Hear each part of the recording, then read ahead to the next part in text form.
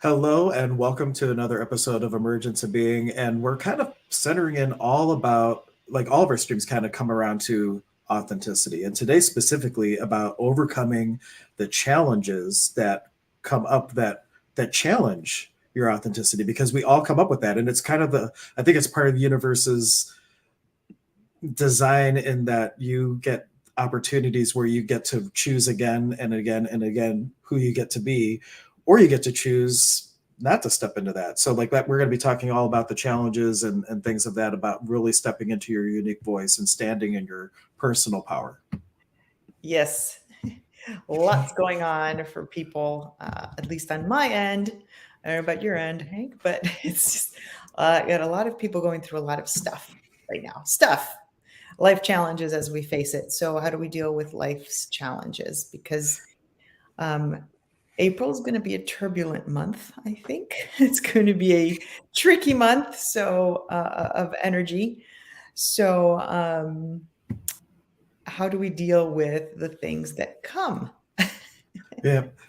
And part of that, I think, really, especially as we just had the Easter season, one of the things that is in a lot of traditions is you have this opportunity to have this day of rest, in a sense, like the reset day, and then you get to start to choose. Well, who do I want to be? Can the me that I want to be? Can I live up to that? And walking in a lot of consciousness. So, like when you have this new opportunity to really step into being you, it may be turbulent because you're faced with, on one hand, the opportunity to really express who you are, but you also have the opportunity to get into that well-trodden wagon wheel rut where you can go Yes. back to this comfortable place where you know all this stuff. But the thing is that all that stuff that is comfortable isn't necessarily serving of Yeah. the you came to be.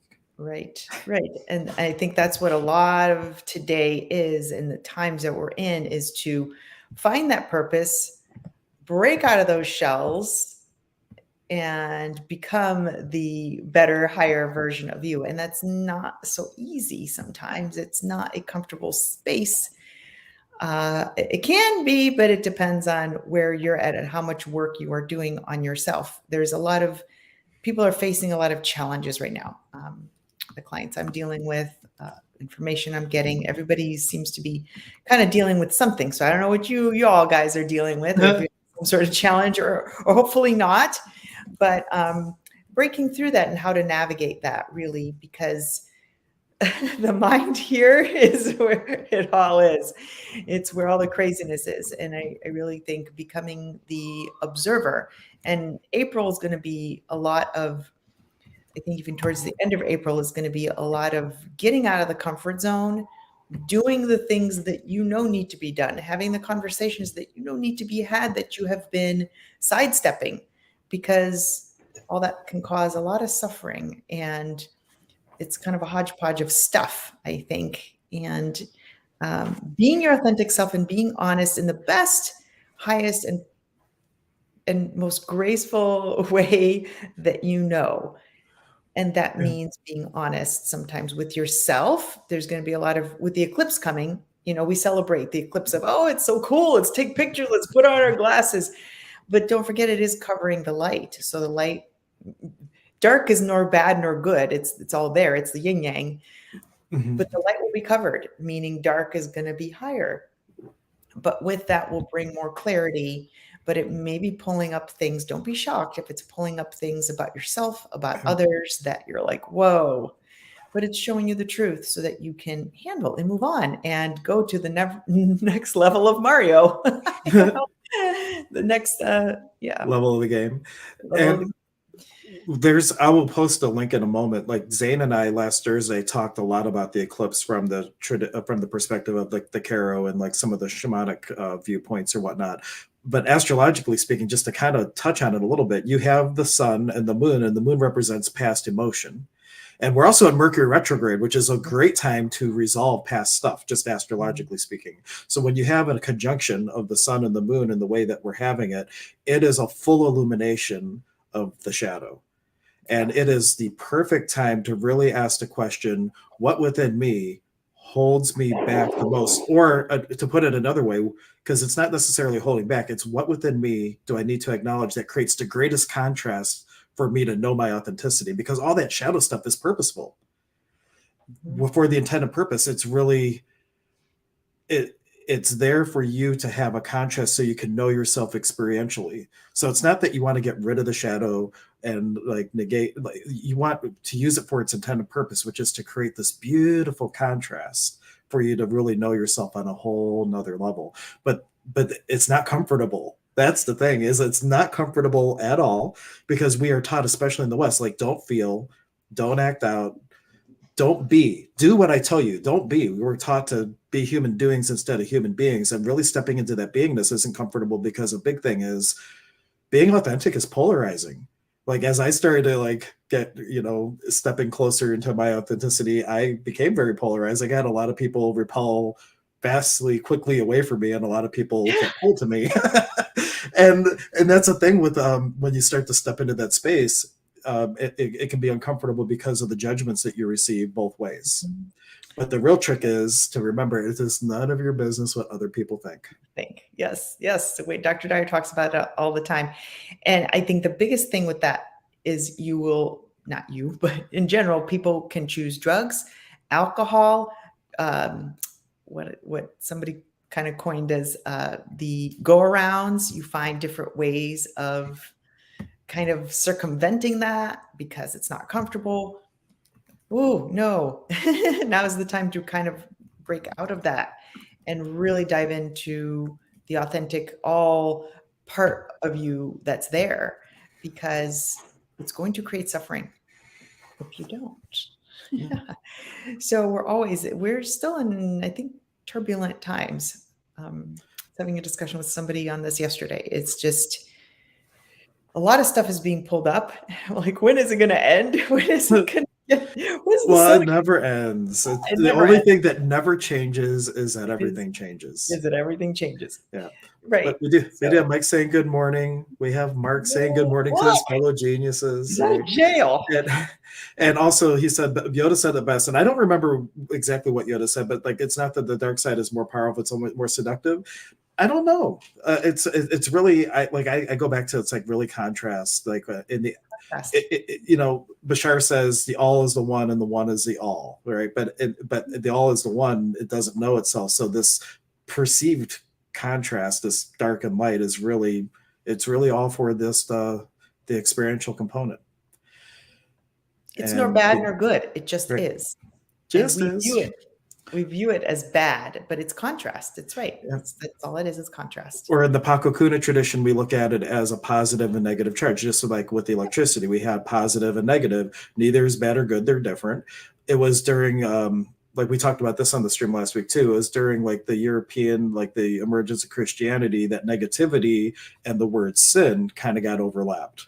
So we started to look at everything that was the negative charge as a sin thing, but it's really positive and negative, and it's there for contrast and for experiential knowing and that type of thing.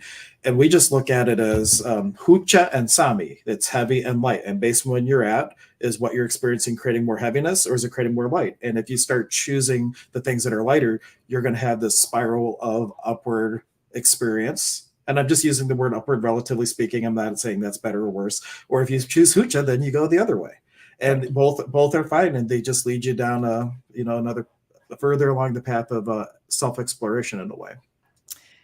Yeah. I mean, to me and to my clients, I always say become the observer. And the way you become the observer is, I mean, there's multiple ways, multiple avenues to the destination, and I'm sure you can come and hang, but meditation and really being in the state of just allowance of all. And if you can do that, you've mastered. You've really mastered. You will have a lot of self mastery, because then you're not in a reactive state. You're just looking and saying, okay, this is this. Oh, this is this. Oh, that's interesting. That's that.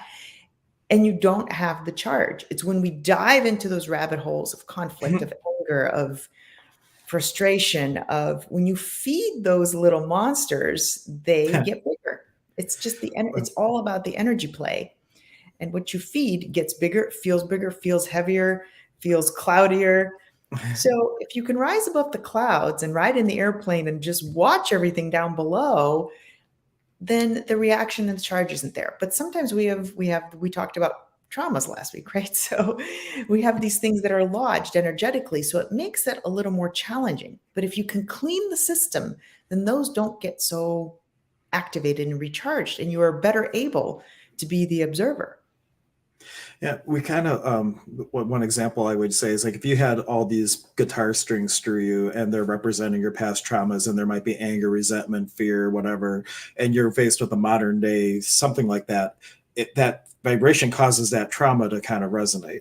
And like it's waking that up in you again. But when that happens, you don't have to, you have a lot more tools now than you did when you were a kid or whenever you were traumatized. So when that gets reactivated, you have different tools to navigate it, and you can do it with a greater space of grace. Yes. And when you Yes. do that, when you can do that, now all of a sudden you have this opportunity to stand in your authenticity where before you chose not to. Because part of your authenticity might be not letting that happen to you, Yeah. or to handle it with love. Yeah.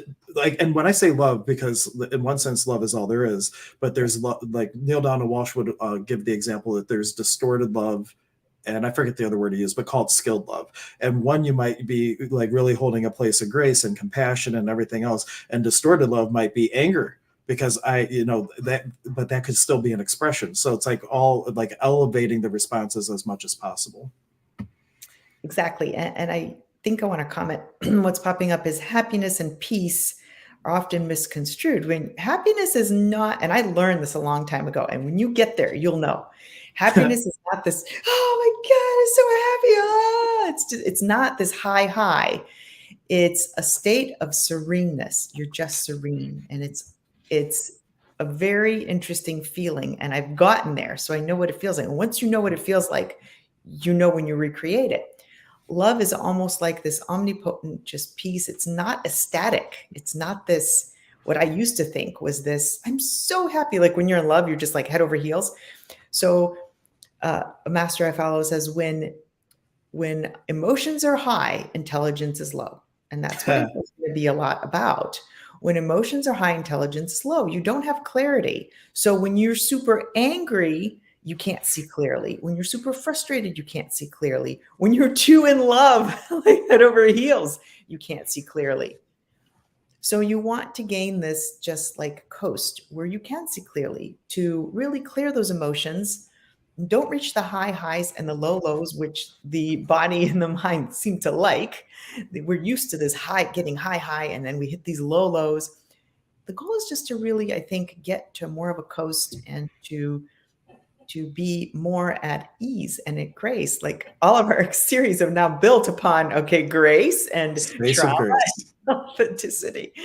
Yeah. So avoiding the high highs and the low lows, because those really either take you too high to the point that you can't, there can't be clarity when you have too many emotions. You can't see clearly when you're too angry. Are you really making the right decision? Isn't it true that when the time passes, you're like, oh, I shouldn't have said that, Yeah. because I have learned that I do not like answering questions on the fly if there's any sort of possibility that I'm responding just off the like a reaction type of response. I like to sit with it, and like I like to sit with it and not think about it, and then go back and like touch in with it, and then I kind of get my knowing of what I want to do or don't do around something. The other component to this is when if you because we're human. So we're going to have those highs and we're going to have those lows. But one of the things that happens is when you do get angry, you go there and you judge yourself for going there, and then you judge yourself for judging yourself, and then you judge yourself for judging yourself, and it creates this multiplier effect. And sometimes multiplier effects are good things when you're like being a master manifester. There's a principle that you want the multiplier effect. This is when you don't.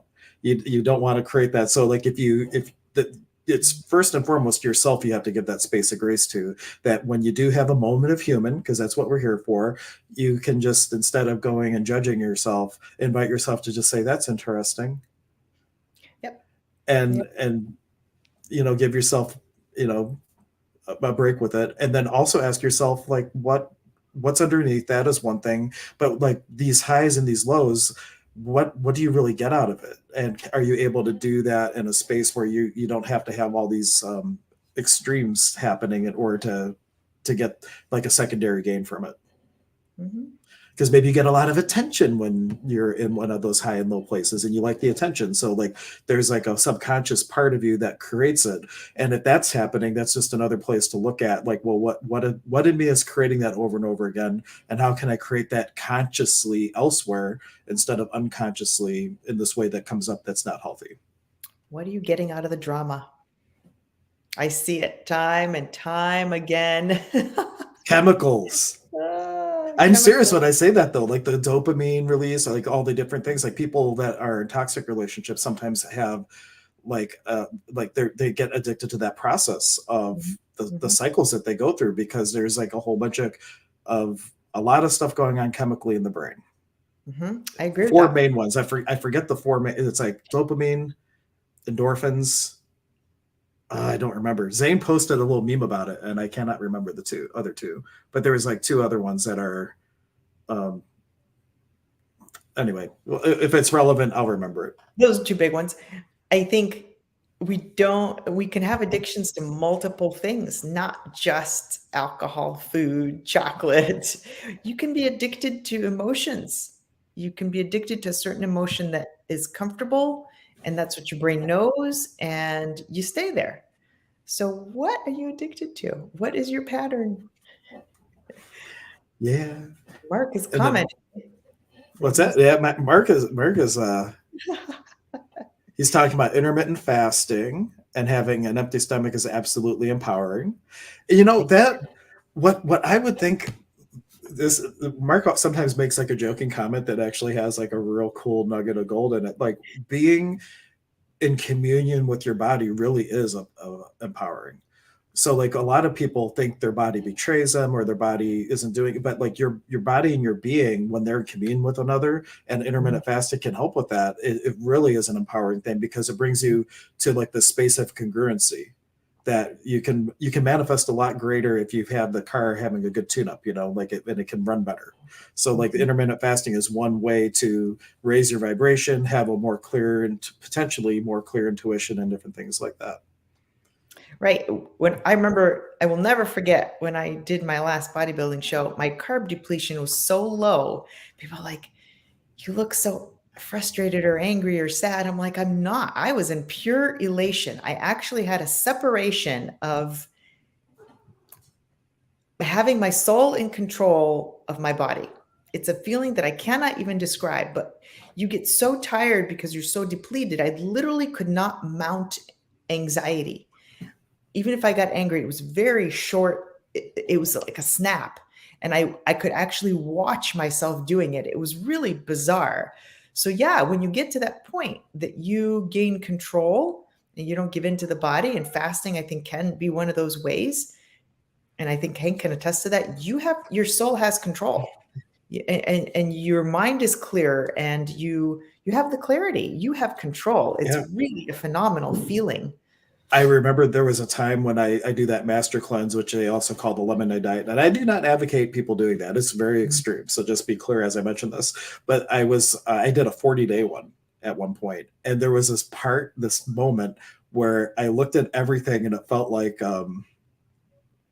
everything was like a movie set, like those fake westerns. I felt like I could go up to a building and just knock it over. Everything, like reality became so, like there was such a, I can't even explain it, but there was like this knowingness and this new crispness to viewing everything and for what it really was, and a, a clarity that came from it. Yes. Yeah, it's amazing. I was like, when the coach was like, okay, have some rice, I was like, it was like the best thing ever because I had no carbs. I appreciated everything. Oh Like yeah, my little dark coffee. He's like, you can have a little bit of coffee with a drop of like stevia. It was the best thing. You'd think I was starved my whole life. yeah, But this just shows you when the soul gains control of the body, you have the clarity. I could download, I could see like what decisions were good. The anxiety was like you couldn't your body was too tired and it didn't have the crap that we mhm. eat to even and the sugars to even be able to do that. So it was pretty incredible. So that's a game. And there's other ways to do that. Again, if you can get into a meditation pattern, there's transcendental meditations. I mean, I do certain ones when you can get the mind really quiet then you can have that clarity, and you can respond, from the hip. But until you've gotten a good hold of that, most of us humans don't get that. I don't, Well, I've gotten to I, those spaces, but it's I not did 2 times a day transcendental meditation for over 2 years. And when you get into a big practice like of meditating like that, what happens is when you do have an impact moment that would normally knock you off, like time shifts is the best way I could say it. And it's like within a 1 minute span, like, or 10 seconds, you have 5 minutes. I can't, like, I was working at a call center at the time at the bank, and I would have a call and it would be like really energizing, let's say, or an animated call. And I could just put on hold, like, I wouldn't even need to do that at some points. It would just be like, kind of like Neo from the Matrix when he's dodging the bullets, like he's moving like, it looks like he's moving slow, but he's like, but like time distorts like that, and you have the ability to truly choose instead of react. Yes, it's amazing. It's amazing feeling. Yeah. So, well, yes, I have a friend. This is Gary. He's So, yeah, you do have the kitty. There you already go. part of the Yeah, Mark show. is saying hello to the kitty Yeah. too.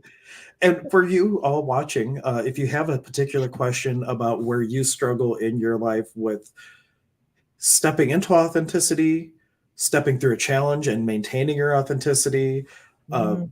how to well, any questions that really comes up, it doesn't have to just be that. We're really all Of about course. going with the flow with whatever comes up. I know Mark, he's joking, but he says he's addicted to this show. Thank you, Mark. We appreciate that. We do appreciate You that. know, I love the description of Neil Donald Walsh when it comes to addictions. He describes it, and I'm paraphrasing. I might have it slightly wrong off, but like, the illustration is anything that affects your state of being is an addiction.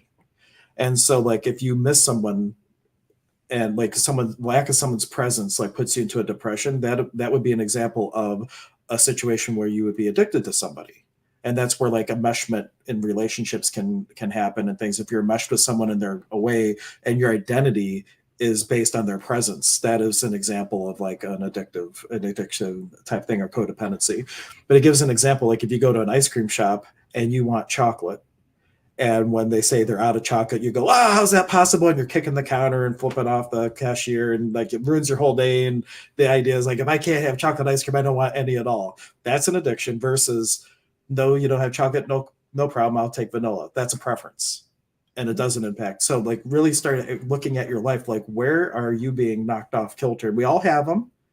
We're all human. None of, as Patty Conk would say, none of us have ascended yet that we know of. So like, like, look at where you have these things to work on yourself, and the things that are addicting, if you can start to mitigate those, it just gives you a lot more presence and embodiment, and keeping you centered, no matter what situation comes up. Yep. I will invite everybody to do a lot of self-reflection this month, because stuff's going to come up. So jot it down.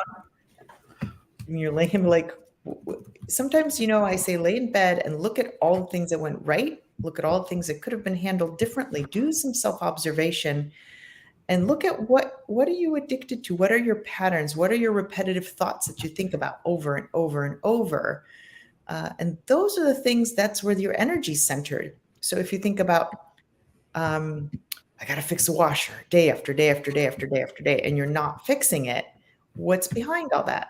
Take a look at your thought patterns, because we often don't look at that. But that's where all of your energy is getting funneled. And if it's in the wrong space, then you're going to be manifesting some quirky things. So we're all a work in progress. Yes, we have not ascended. So we're here Yeah. to look at all those things and help the soul out and move along. So there's work to be done this month. Hmm. And authenticity and becoming closer. The goal is to get closer and closer and closer to this high ideal self that you are, or powerful self that you are, and find those things versus being in victimhood, being in anger, being in poor me, being in, and I see it all over the place, being in resentment, thinking that's going to fix things, being in worry because we think that's going to create control. Worry is a funny thing. I've realized. I've really studied it. Like, you tell yourself, why do you worry? Right? It serves no purpose. What is it accomplishing? If you focus on worry, is it going to solve that problem? No. So why are we doing it? And we're doing it because it's a sense of control. I really think it's a sense of, we think by worrying, we are emitting a sense of control, and we're going to come up with some solution. But that's really not where the solution comes from. The solution comes from surrender and objectivity. Yet we keep going to worry because I think it's some weird sense of control that we get. It's bizarre, but that's kind of what I've concluded. You know? The link I just posted is for the talk that Zane and I did last week. And to parallel one of the things that we talked about last week is there's two parts to it: to take your actions and your beingness and elevate it, and then also to take the ideal that you hold. And we were talking about the realm of possibility versus the realm of potentiality. And there's like, though everything might be possible, what is actually creatable within the current where you're currently at? Because you may have like let's see, I'm trying to think of another way to put this. So say ascension is like the main goal, and maybe from where you're at right now, like there's no like two steps you could take to get there. So maybe you need to bring ascension down a notch, down a notch, down a notch, and like, okay, what I really want to be is I just want to be well balanced, for example. So you take the goal and you bring it down, and you take what you're doing and you raise it up until you have a place where you can actually connect the dots, like based on your actions and your choices today, connect the dots. And as you're moving, now you can move the other one. So it's kind of like a moving target, but like the end goal might not be actionable of where you're currently at. So it's about bringing the two things together so that you actually can transverse the distance. Does that make sense? Setting a lower goal of expectation. I think we have this, I want to go from here to all the way up here. And I'm guilty of that because I'm such an overachiever. I immediately set something up here and I want to get there right away. Yeah. But there are steps to take to build to that. Yeah. And I think it was Jerry and Esther Hicks that really talked about it. That's the Abraham work. And they were like, if somebody is in the depths of despair, they cannot go from despair to joy in one step. But people are like, just be happy, and like, and that just pisses them off more and like tanks them, like it squeezes a sponge and like just kind of locks them into more despair. But if you can just do this despair to self-loathing to self-hate to what, I don't know what the actual scale is, but like it's just like, what's the next step? Look at what's the next step. So like, it may not be to harvest the crop at this point. It may be to fertilize the field or weed or sow some new seeds because you need to get some new possibilities going. But it's like, well, what is the next step? Don't look too far ahead where you're going to miss the next step and fall into a hole. You want to look at what is the next actionable step that I can take towards my destination. And sometimes that's a detour to go around a street where it has a bridge out. And so staying present in the moment, I guess, is really another factor that goes along with that. Let's see, just reading this comment. So the net was just sharing that what stops her from staying into her, and thank you for sharing and being vulnerable and sharing some of your experiences. What stops me from staying in my authentic self is the replay of traumas from childhood. I feel it's one step forward and two steps back with my healing journey. There is progress, but I'm impatient. And that's a matter of like judging where we're at in one respect, because we think it's like surrendering to exactly where you are is like a big key to that. But when we judge where we're at and we think we should be somewhere else, then that creates that friction. And exactly. Yeah. And think of the Grand Canyon. That beautiful thing was made from this little river, and how many years did it take? Not to say it has to take that long, but those things of beauty sometimes take a while to get marveled. But when you let go of squeezing the sponge to try to get there quickly and just be in the moment of the process of what grain of sand needs to move today, what little element, you can start moving a lot more and shifting. Yeah, be patient with yourself, I would say. And remember when we talked last week, was it last week? Yeah, I'm trying to remember when we talked about that, the childhood traumas. Avoid spending a ton of time focusing on that identity of, I can't get to this because I have this. It's like, okay, this stuff happened. let's get some tools to move through those versus reverberating back to replaying the tape recorder. I think we have a tendency to, the brain has a tendency, because your soul doesn't, the brain has a tendency to like to go back and replay those things. And I am the way I am because of XYZ. You don't have to be that. Let's just start taking steps. And one thing I've learned and still am learning, I think, in my life is if you can get some guidance and a coach and anybody to help you, even that you may go through 5 or 6 people, you may go through 5 or 6 coaches, healers, guides, whoever. Every step is a step in the next and higher direction versus trying to do it on your own. I think that's slower and it's harder. But when you have somebody that can guide you on the fast track, it becomes a fast track. That's not to say you won't get there on your own. You will. It just might take a little bit longer. So that's my 2 cents on that. Oh, it's a good 2 cents. All right, I had to take care of something that was like blowing up for me. It's all good though. Oh no, it's a technology thing, but it's all good. I think Mercury retrograde blowing up the computer. No, well, it was more. It was someone I do tech work with as they're a client, and there was like a massive big problem that I had to deal with, but it's all good now. So, but speaking of Mercury retrograde, this is a great time to really finish up past business energetically. So between the eclipse and Mercury retrograde, maybe go into the eclipse doing some journaling.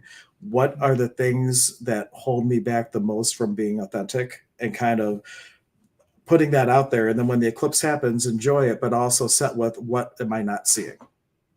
So, so really write down what you already know, so that does not distract you. And you think, oh, this is new, but you've really known about it. Really do a little inventory and put down all the places that you're unloving to yourself or to another that you know about that could be holding you back. And then ask what am I not seeing that I need to be aware of as the eclipse starts, and leverage Mercury retrograde and the eclipse energy together to really put yourself under a microscope.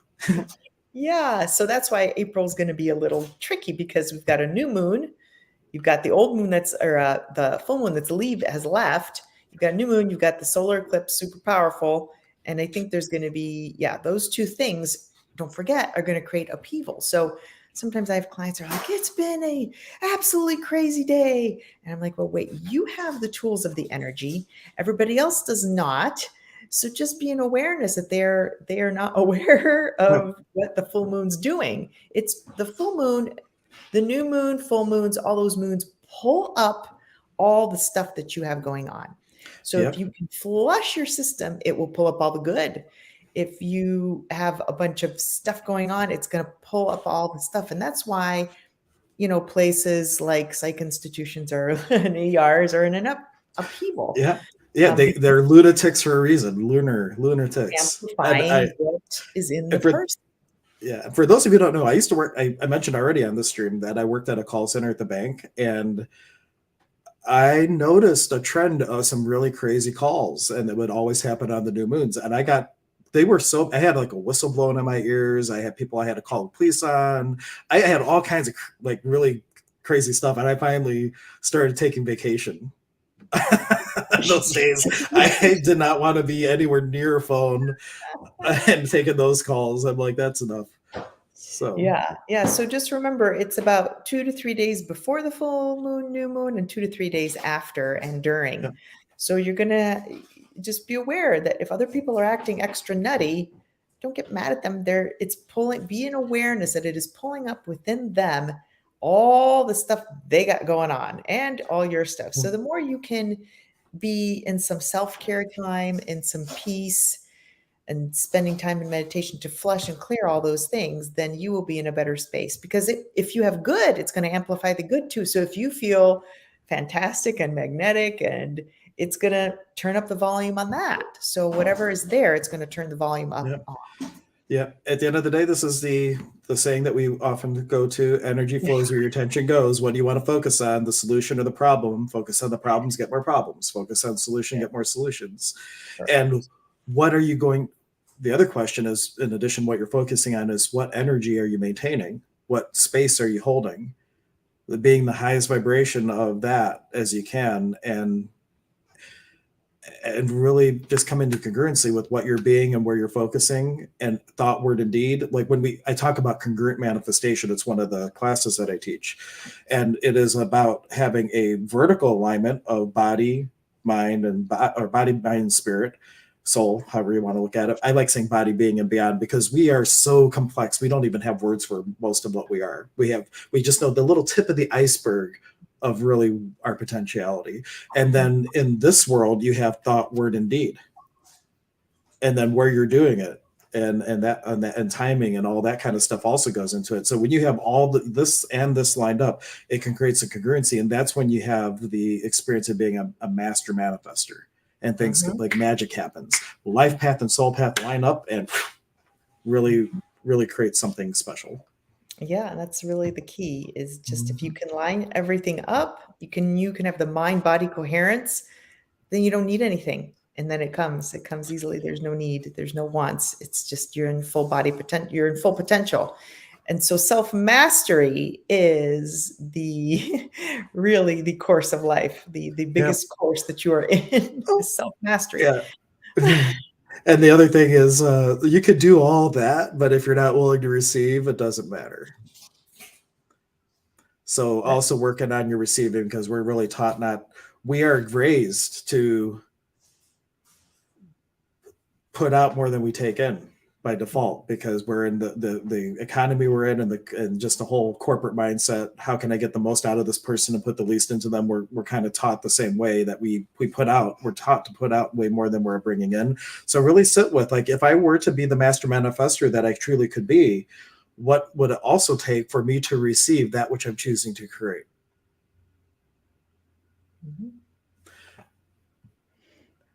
Then that's saying hashtag master manifester. Yes.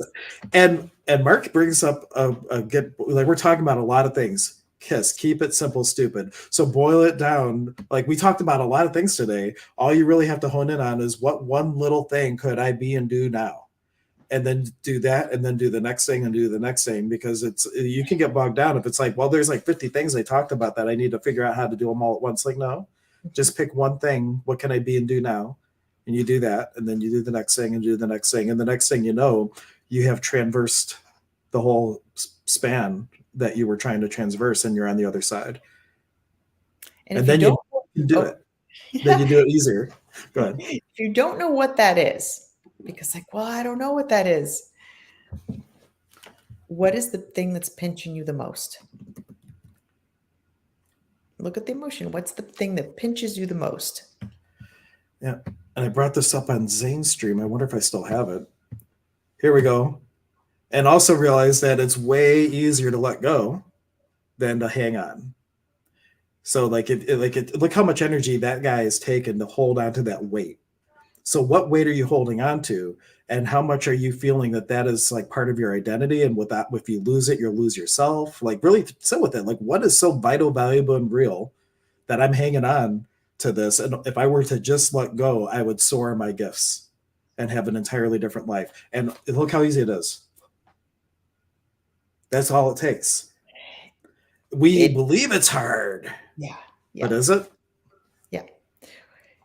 And final questions, because I have a virtual client at noon, so I just have to be mindful of wrapping up at least a couple minutes so I can change my camera angle so they can see the tarot cards.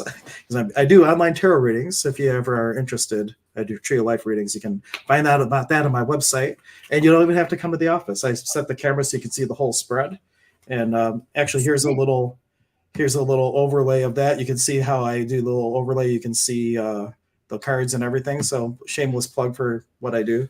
And Dr. K, what you were completely virtually, or not as well, because I see people in person, but you also see clients virtually if anybody is looking for help and interest. And all that stuff, clearing processes, all that stuff can be done virtually. I've done it on people in different states. It works just fine. Do not have to be here in person. It's fun to do it in person, but yeah. You know, Zane, actually, when we had to go to online, we discovered that sometimes virtual is actually it has the potential to actually be more, I don't want to use the word powerful, more dynamic, possibly. There's like, because one, we've discovered that you're working the space that the person lives in. You're not just, the person doesn't come to your environment. You're basically like, when they come to you, it's like you take the fish out of the aquarium and they're in their, they're in their little goldfish bag, and you're working on them, then they go back, and then but when you do a virtual session and they're in their home, it's like you're working the alchemy for that entire aquarium. Yeah. And Yeah. it's a different, I don't know, I think there's ups and downs to both ways, but there's definitely a perk, if you will, to virtual work. I don't know what Mark's getting at with this comment, so I'll let you answer it if you want. Oh, am I a fan of olive oil? Is this a literal comment? I don't know. Is this like an April Fool's day after comment, Yeah. or is this like For what purpose, Mark? I don't know. That's a bad question to ask, Mark. Give us a real answer, Mark. Elaborate, just like for what purpose, really? Yeah, I don't. To put on your I will salad. say that I use avocado oil the most personally. We'll just see if he comments more, because I'm not really sure. Knowing Mark, you don't know. This could be a joke, and we just got it set could up. be loaded. I don't know. He didn't comment. So, Mark, if you want to, are you asking me, do I like to use it, or I hear conflicting information about its health benefits. Oh, for health benefits. No, I do like it. I don't cook with it, though. I don't think it can withstand high heat. So, side note. Okay. Well, yeah, and I think that's why olive oil used for, I think we do sometimes cook with it, but avocado oil is my go-to for aromatherapy purposes.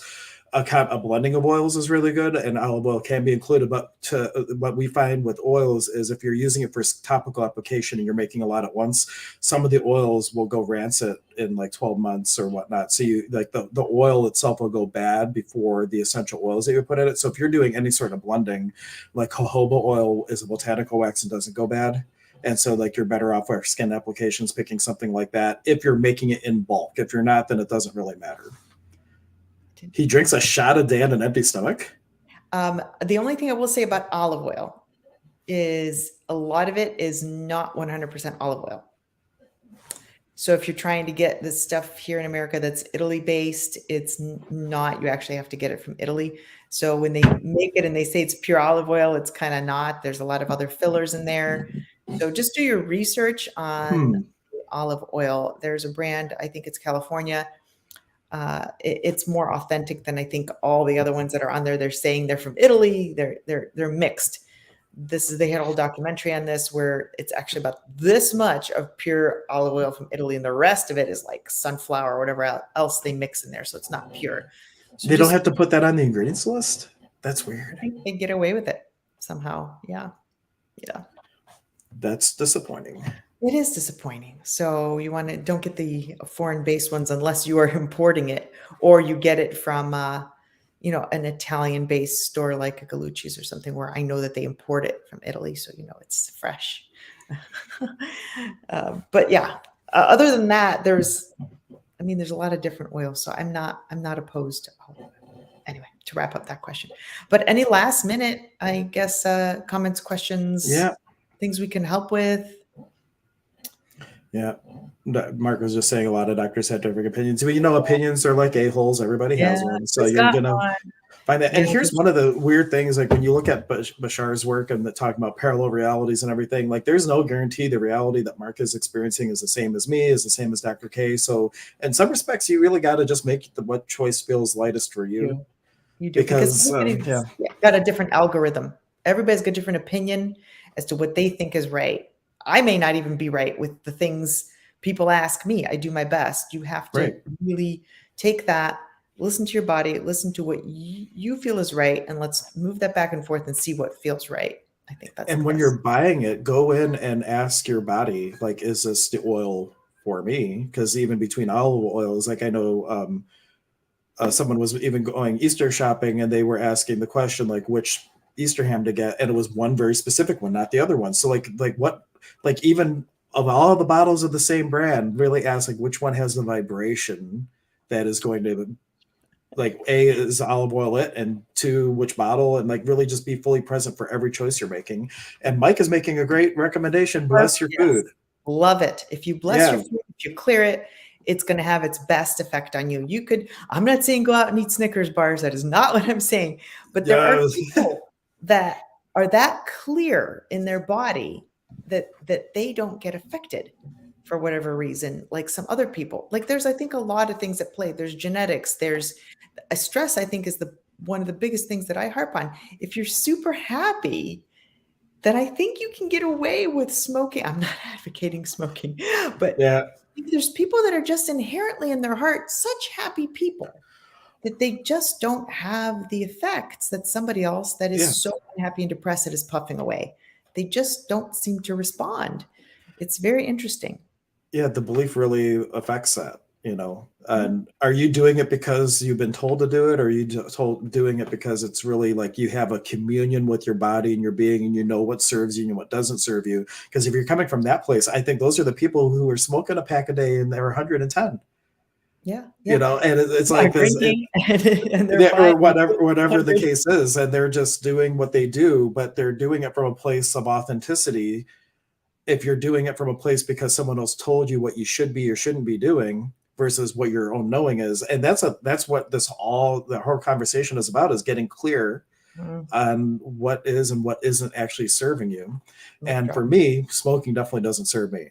Alcohol doesn't serve me. I've been sober 18 years, you know. And like what serves you and what doesn't.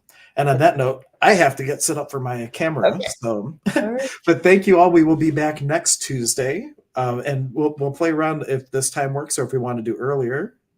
But 11 does work for me. I'm just like contemplating. Anyway, we'll talk and we'll see but we'll be on next Tuesday at some We will. point, 11 o'clock or another time. Sounds Until good. yeah, until next time, guys. Take care, and if you need something, please Bye. reach out. Love you all. Bye bye.